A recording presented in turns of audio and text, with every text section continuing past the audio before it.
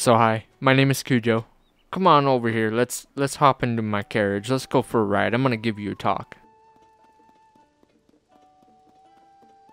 I'm gonna talk to you about money today. I'm gonna talk to you about The Richest Man in Babylon. It's been a while since I read this book, and it's been coming up quite a bit recently. So I just wanted to make a little video just talking about some basics in investing money and saving money. Or at least this is what the book talks about. Hopefully it can help some people who struggle with money. I've also been playing Tears of the Kingdom, obviously. This game is freaking fire. Basically, to explain the premise of the book, Richest Man in Babylon is a book about, well, it's kind of a self-title. It's the richest man in a small civilization called Babylon. And I believe that this was an actual place in BC, if I remember correctly. But for its time being BC, they were the most ahead of their time to where they even had functioning plumbing and stuff like that. But anyway, these are just some of the lessons from the richest man of that civilization. So one of the core principles of this book is no matter how much money you make, no matter what financial situation you're in, you should be saving at least 1/10 of your income for every paycheck, or a tenth of your income in general. So if I make $100, then I save $10. If I make $1,000, I save $100. Easy numbers for the Cujo brain. But if you're able to save a tenth of your income every time that you're paid, what the book says is your purse, your coin purse, starts to fatten. So they came up with 7 cures. First, like I said, you have to save up the money and then actually have money saved up. The second one is to control your expenses, which I feel like that one's pretty straightforward, but just pay attention to what you're spending the money on. And you want to be very conscious about like the food you buy, the clothes that you're buying. You don't want to buy Louis Vuitton if you aren't able to save 10%. In fact, it's probably better to just save more. But anyway, the third solution is to make thy gold multiply. That's with just investing your money in multiple different avenues too, is a recommendation from me. Having your eggs spread out, or your coins spread out. I don't know what metaphor we should go for, but just your eggs in multiple baskets. We'll go with that. When you make investments, you want to invest in multiple things. That way, if one thing fails, it's not really a huge detriment, and if one thing takes off, you make an okay amount of profit from it.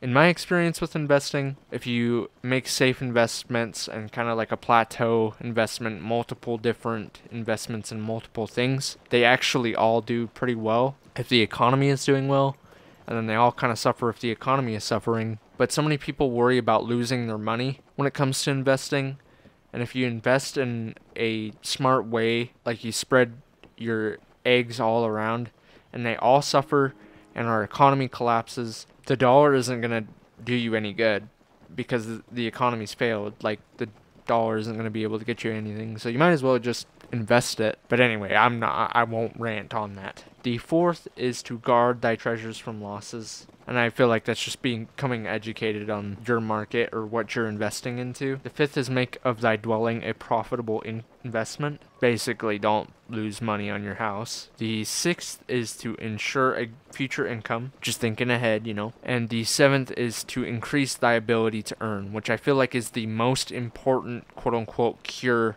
for a lean purse. I feel like people spend their money a lot on just things and stuff they don't need, when actually you should be spending your money on your education or gear that can help you build a stronger income.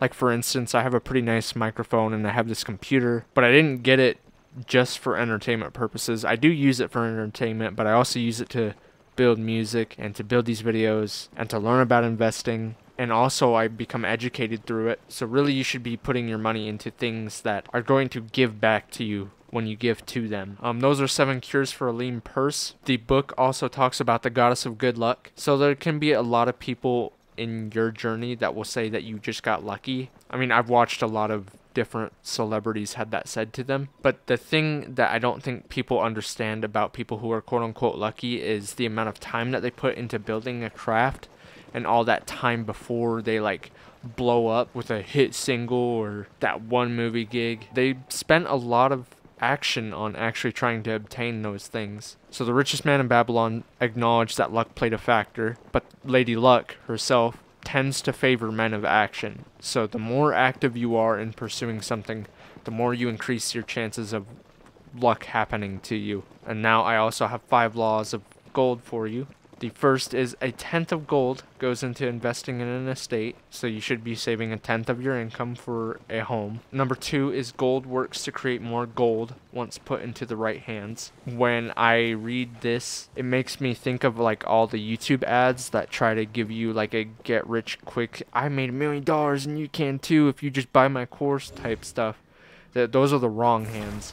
I feel like people with the right hands are not the people advertising to buy a course. There are people actively running businesses out in society. As far as I'm aware, I don't think Elon Musk or Jeff Bezos have courses. They're too busy running the actual businesses. So if you were to give your gold to them, they would easily multiply it. And you want people kind of similar actually running things out in society. But also, I am a guy just in front of a mic, so I guess take what I'm saying with a grain of salt. Number 3 is gold sticks to people who listen to wiser money handlers and investors. Essentially, the people who are very smart with money tend to just attract more of it because of their lifestyle, because of the habits that they built, and because of the decisions that they made. If they loan money to people, they loan to people who typically will pay them back with interest. So it's just smart to learn about money if you can. Number 4 is gold slips away from men who invest in industries they are not familiar. Well, this makes me actually think of a book called Rich Dad, Poor Dad. He talks about getting into real estate and how real estate was always a passion of his. I have some stock in Nvidia just because I love PCs, I love computers, and their stock is doing pretty damn well right now. But I feel like that's just a good example of you should just take the things that you love and support, learn about them, learn what is successful about them, and just invest in them if you can. I don't have a specific investing strategy for you other than pick the things that you personally love, find what's good about them, and invest in those things. And number 5 is gold flees from men with impossible earnings and men who listen to tricksters posing as romantic investment opportunities.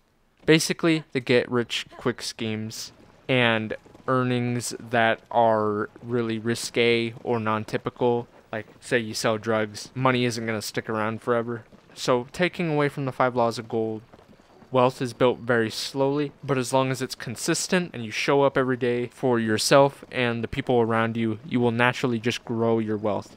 I'm going to kind of gloss over just a couple other concepts in The Richest Man of Babylon. The book also talks about this gold lender that was in Babylon who consults this guy and says that you must be cautious and educated with investments.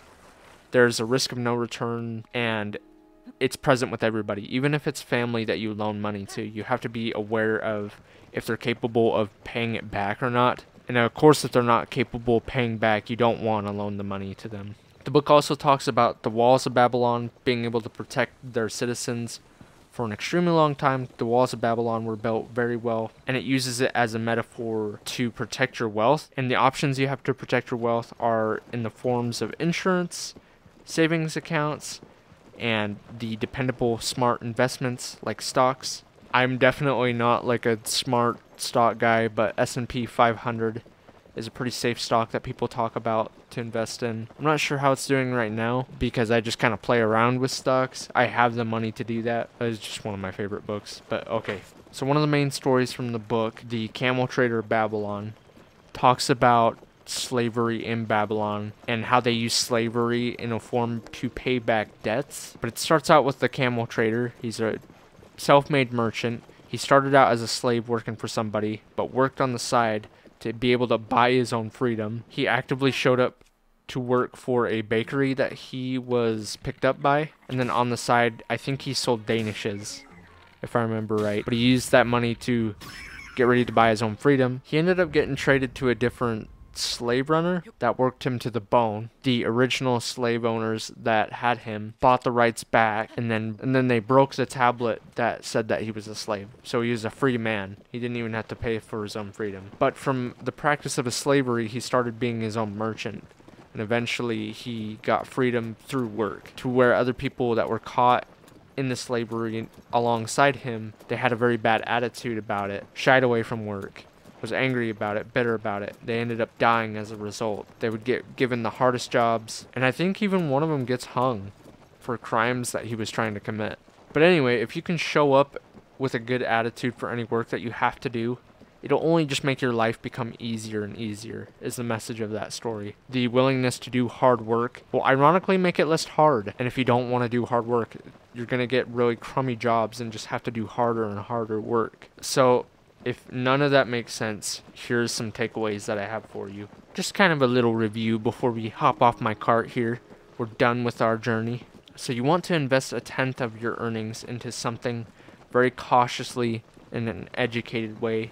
And you also want to save 1/10 for housing, a house that you eventually own. Regardless of how much money you're making, you want to practice this at all levels of wealth. Even if you're just working a dead-end small job, just practice these on a small scale. The desire to learn and work is rewarded in society. Showing people that you want to learn and that you want to work will always be rewarded regardless of the circumstance.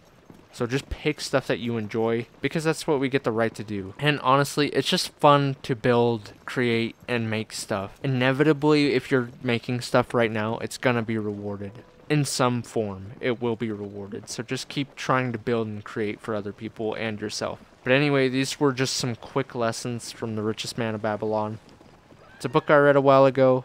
It's come up a few times.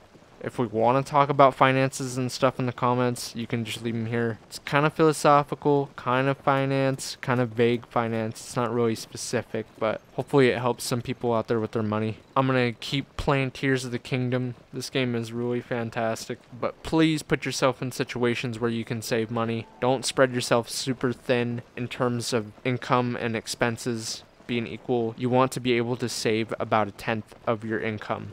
That's the goal. So go fatten up that gold purse of yours. I'm gonna go play this game now. So goodbye now.